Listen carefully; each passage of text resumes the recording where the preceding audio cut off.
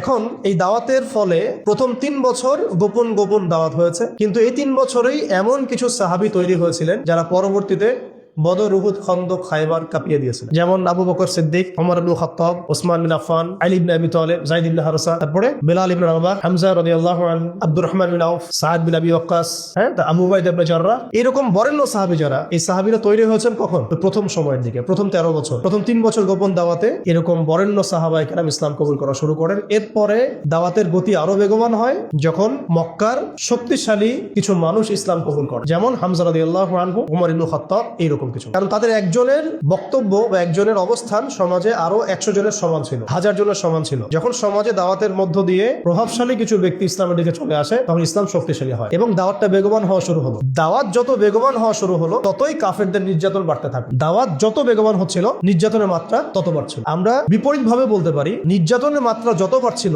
দাওয়াতও তত বেগবান হচ্ছে। আজকের বিষয় তাই হচ্ছে। ইসলামকে মুছে ফেলার যত চেষ্টা করা হচ্ছে, ইসলাম ততই ছড়িয়ে পড়ছে। আলহামদুলিল্লাহ।